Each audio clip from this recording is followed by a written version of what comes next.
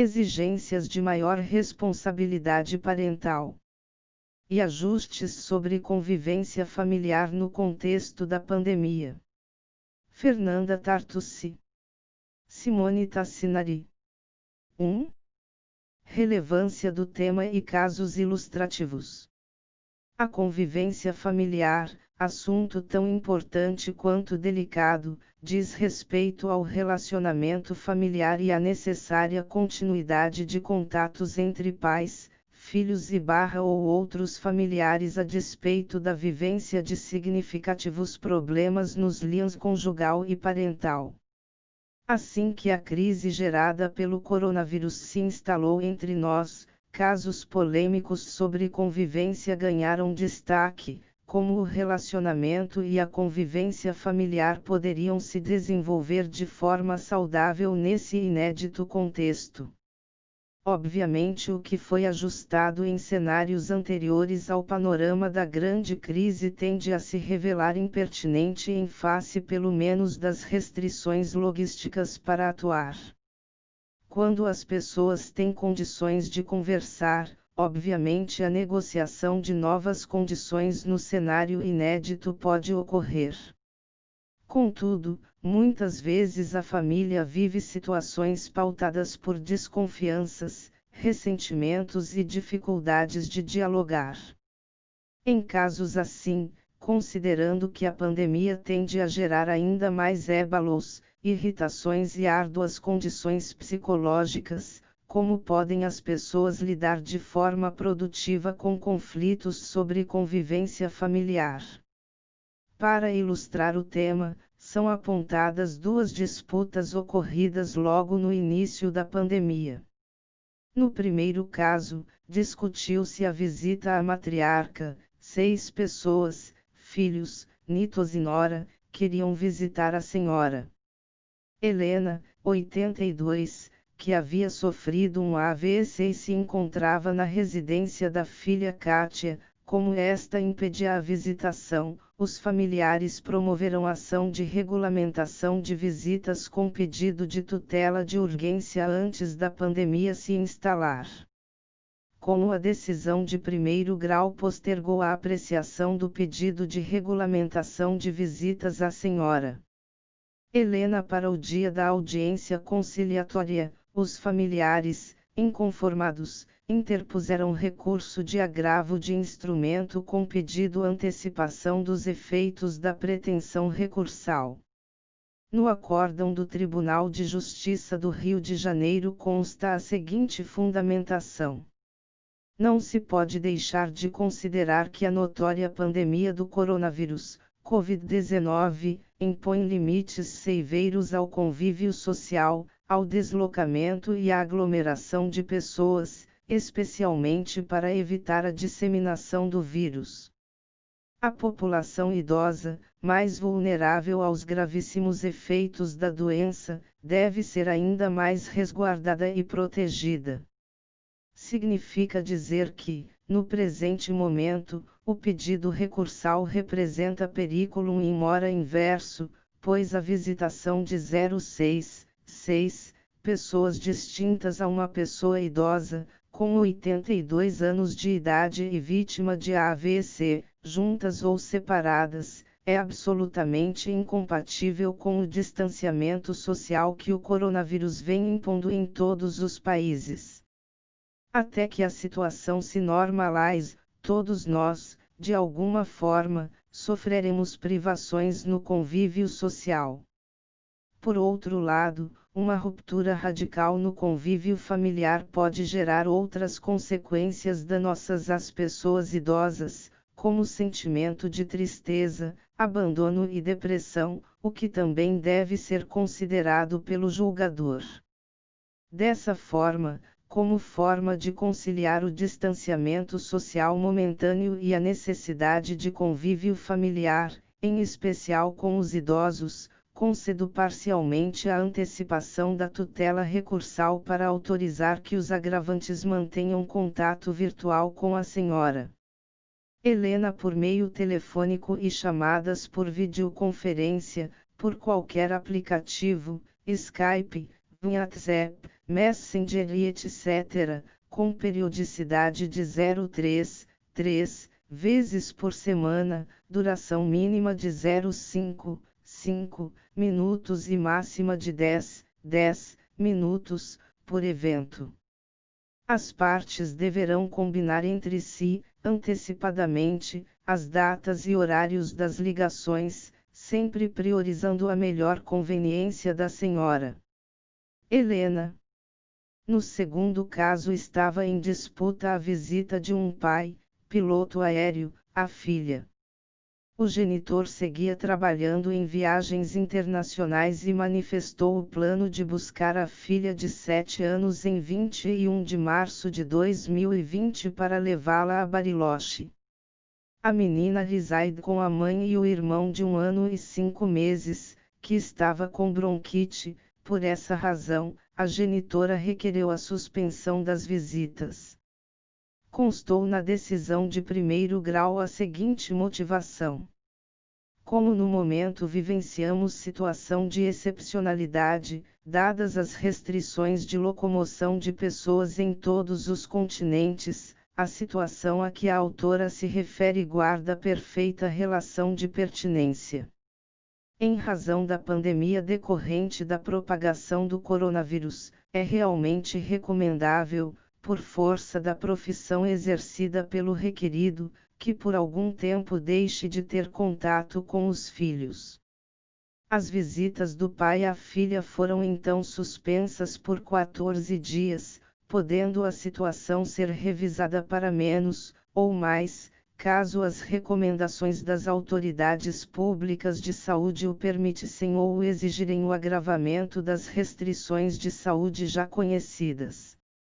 Em ambas as situações acabou sendo imposto o regime de quarentena a fim de preservar a saúde dos envolvidos, sobretudo das pessoas mais vulneráveis na interação. Como se nota, o relacionamento familiar é um tema amplo, delicado e complexo. Ao promover demandas judiciais, as partes acabam apresentando a situação em um recorte que tende a simplificar a complexidade do quadro em que se insere a família em crise. No contexto atual, a percepção de crise ensejada pela pandemia se arrasta para o plano macro, demandando novas compreensões sobre os institutos jurídicos. 2. Guarda, custódia e relacionamento familiar. Nos termos da Lei Civil, a guarda será unilateral ou compartilhada, sendo esta última reconhecida como a responsabilização conjunta e o exercício de direitos e deveres do pai e da mãe que não vivam sob o mesmo teto, concernentes ao poder familiar dos filhos comuns. Pela dicção legal, guarda compartilhada é aquela em que o tempo de convívio com os filhos deve ser dividido de forma equilibrada com a mãe e com o pai, sempre tendo em vista as condições fáticas e os interesses dos filhos, CC/2002, art. 1583, segundo. Como se percebe, no plano legislativo há nítida confusão entre guarda, convivência familiar e poder familiar. Tal situação gera problemas de clareza em relação ao exercício da guarda, seja ela unilateral ou compartilhada. Além disso, ao falar em divisão de tempo, a lei acaba evocando situações de divisão associadas à polêmica guarda alternada. Como bem explica Débora Brandão, poder familiar é o direito-dever, pertencente aos genitores, de criar, educar e representar os filhos menores não emancipados e seu patrimônio no interesse destes. É exclusivo dos genitores e, na falta deles, somente quem os adotar ou reconhecer parentalidade socioafetiva poderão exercê-lo como titulares. Deve-se, portanto, diferenciar o poder familiar, que é o munus de responsabilidade parental, do regime de guarda, que se estabelece quando não é possível a permanência sob o mesmo teto. quando ocorre o afastamento físico em determinadas temporadas, institui-se o regime de convivência familiar, viabilizando que se possa acompanhar a rotina e o dia a dia na melhor medida possível. Já a palavra custódia retrata o ato ou efeito jurídico de proteger alguém ou algo, refere-se aos cuidados, também faz referência ao lugar. Neste sentido, em língua portuguesa, a expressão custódia refere-se à localização física, geográfica e realização dos primeiros cuidados. Não há na ordem jurídica regime de custódia de crianças e adolescentes, utilizasse tal termo na linguagem comum e não técnica. 3. Direito à convivência familiar, conflitos e gestão adequada. O direito à convivência familiar muitas vezes é referenciado como direito de visitas. Visitar apenas, porém, não basta. Como o direito recíproco de pais e filhos, a convivência implica assegurar a companhia de uns com os outros, revela-se mais correto falar em direito à convivência, à companhia ou ao contato permanente, do que em direito de visita episódica. Afinal, o direito de visita não se restringe a visitar o filho na residência do guardião ou no local que este designe. Abrange o de ter o filho em sua companhia e o de fiscalizar sua manutenção e educação. Como se percebe, o tema demanda ajustes de nomenclatura e percepção. Para Gisele Câmara Groeninga, o direito à convivência familiar, reconhecido por juristas como um dos princípios do direito de família, seria melhor denominado princípio do direito ao relacionamento familiar, sendo a convivência, as visitas e o contato as formas de se atingir aquele fim. Conflitos sobre convivência e relacionamento familiar devem ser geridos buscando atender positivamente as pessoas envolvidas, sobretudo as mais vulneráveis, mesmo em tempos desafiadores. Assim, cabe perquirir como lidar de forma proveitosa com as dificuldades vivenciadas para realizar de forma segura o contato entre familiares. Em cenários peculiares, restrições podem ter lugar, o convívio paterno-filial pode sofrer modulações se assim indicarem o melhor interesse e a proteção integral do próprio filho em face do risco de contágio pelo coronavírus. Isto, aliás, tem previsão no Código Civil mesmo para casos de custódia conjunta no artigo 1584 segundo, na guarda compartilhada. O tempo de convívio com os filhos deve ser dividido de forma equilibrada com a mãe e com o pai, sempre tendo em vista as condições fáticas e os interesses dos filhos. Parece ter sido esse o mote, aliás, da segunda decisão destacada que suspendeu as visitas do pai piloto à filha. O Código Civil também prevê a intervenção do juiz em casos críticos excepcionais no art. 1586, havendo motivos graves, poderá o juiz, em qualquer caso, a bem dos filhos, regular de maneira diferente da estabelecida nos artigos antecedentes a situação deles para com os pais. Como se nota, há uma orientação uníssona focada na prioridade do interesse de crianças e adolescentes, diretriz que perpassa a Constituição Federal, o Estatuto da Criança e do Adolescente e o Código Civil. Em cenários preocupantes, em dúvidas, a prioridade deve ser contemplar a saúde de crianças, adolescentes e idosos.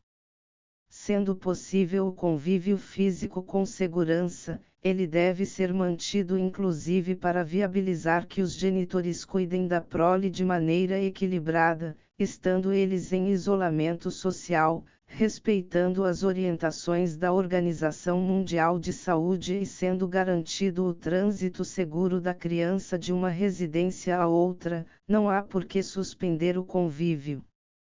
Vale pontuar que alguns países europeus com decreto de isolamento social têm reconhecido que o trânsito entre lores dos pais separados é razão autorizadora de deslocamento. Na França seguem viáveis os trajetos entre as residências para efetivação de guarda alternada ou compartilhada de filhos. Na Itália também não há limitação para pais divorciados que precisam sair para buscar ou ver os filhos, mesmo que fora do município de residência. A emergência do coronavírus, como se nota, não tem impedido o cuidado conjunto da prole.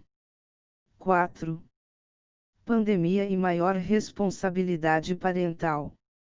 Eventualmente, caso a caso, ajustes nos períodos de convivência podem vir a ser recomendados.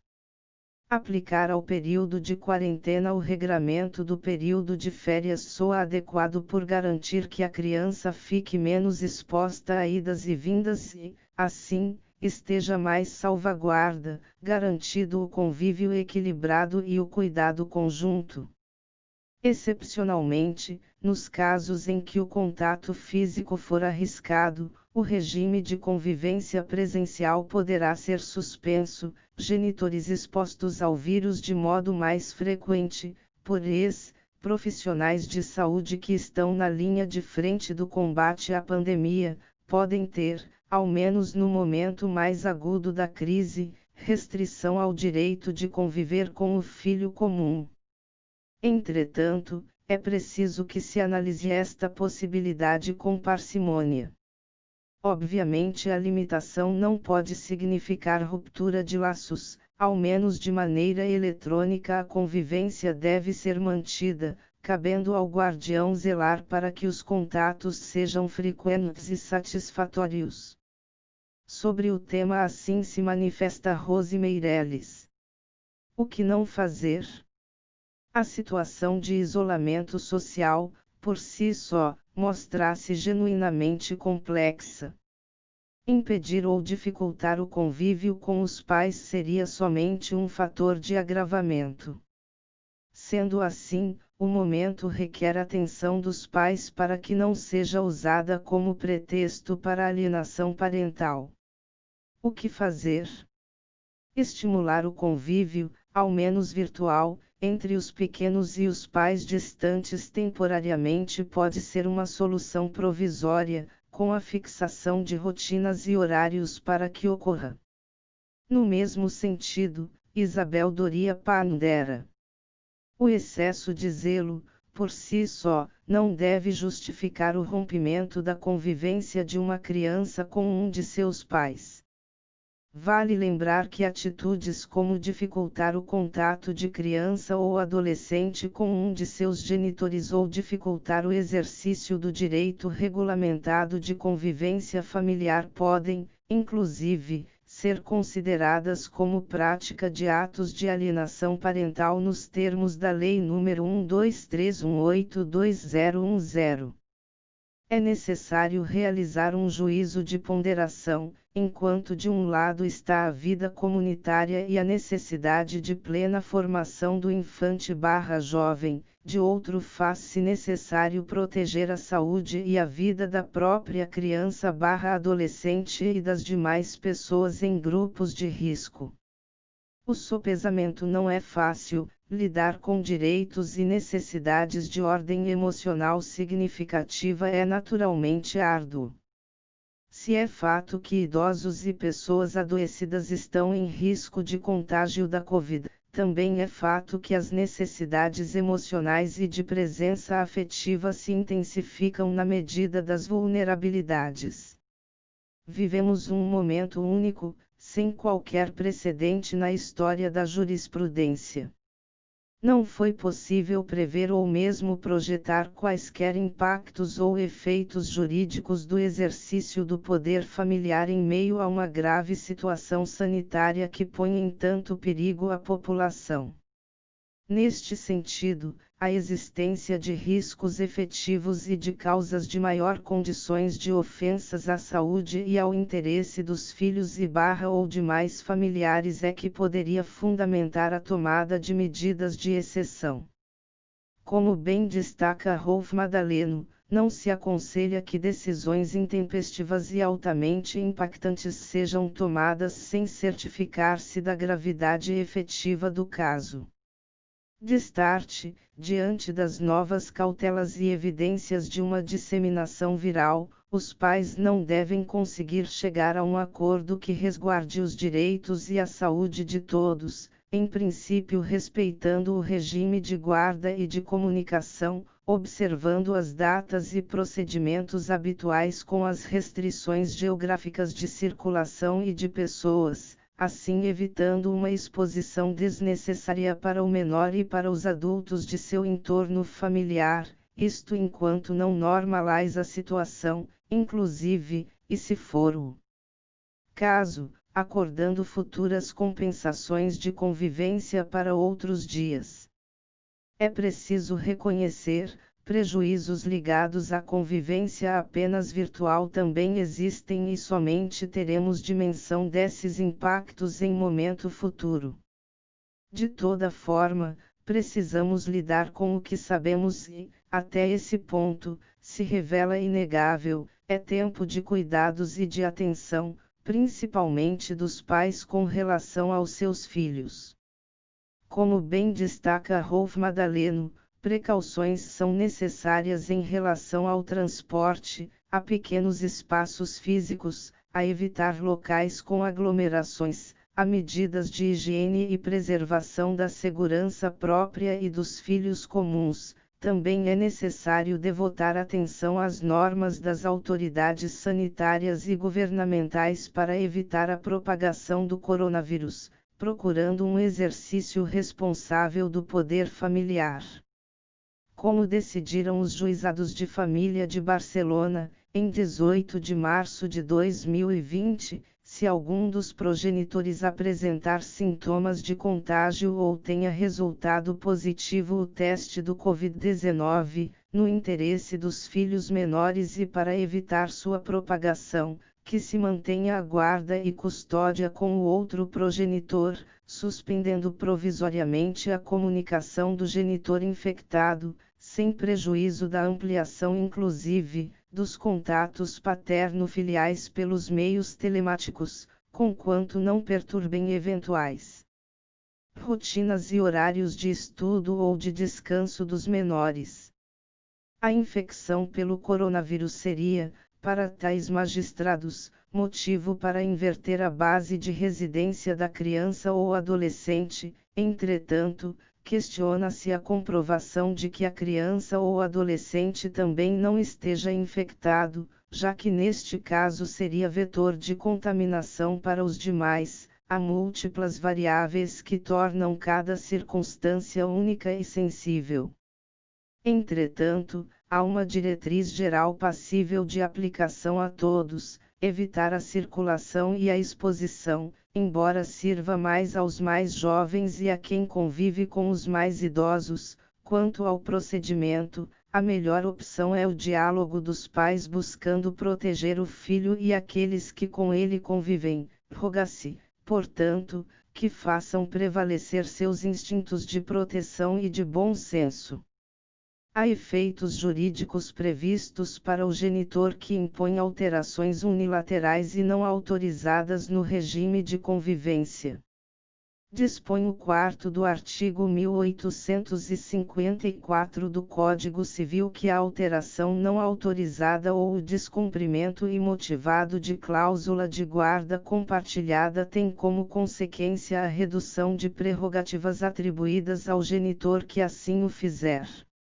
Logo, afastar forçadamente um filho de um dos genitores é atitude que só pode acontecer de modo autorizado, devendo ocorrer quando a manutenção da convivência apresentar risco real à saúde da criança.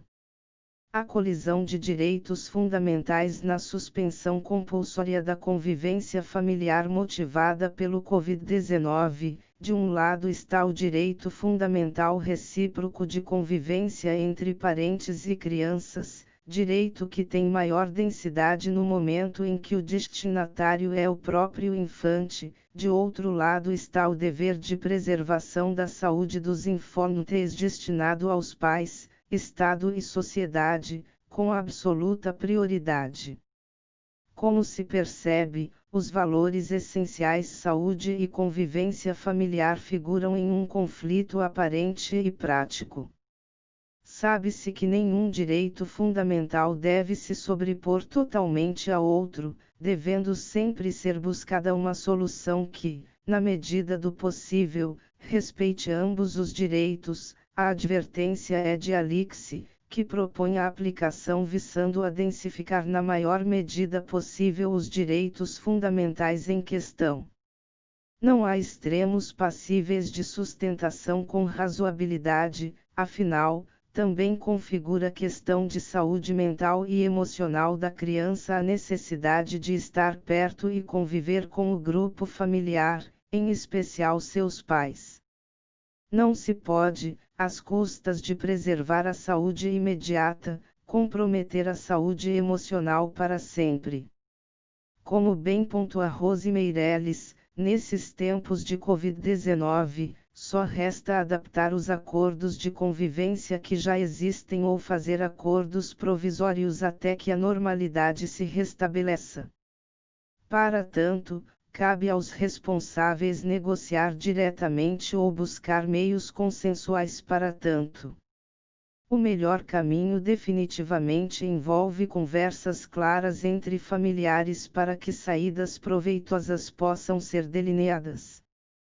O esforço pelo diálogo, embora possa parecer árduo, vale muito. Recomenda-se fortemente que, antes de recorrerem ao Poder Judiciário, os pais busquem opções extrajudiciais para a solução do conflito, sendo a mediação uma excelente ferramenta de solução pacífica da controvérsia. Diante de eventual impossibilidade de conversa produtiva entre os genitores e seguindo a discordância sobre a necessidade de suspensão da convivência com um deles, caberá ao Poder Judiciário, em última instância, dirimir a controvérsia com base no art. 1586 do Código Civil. Caberá à pessoa interessada, nesse caso, promover demanda em juízo com possível pleito de tutela provisória de urgência. A premência de ajustar a adequada convivência familiar durante a pandemia configura situação de urgência justificadora de tramitação mais expedita no Poder Judiciário. Contudo, fica o alerta, o caminho contencioso a ser trilhado ensejará adicionais desafios, o que, aliás, sempre ocorre quando se terceiriza a decisão sobre casos sensíveis a pessoas alheias ao contexto familiar.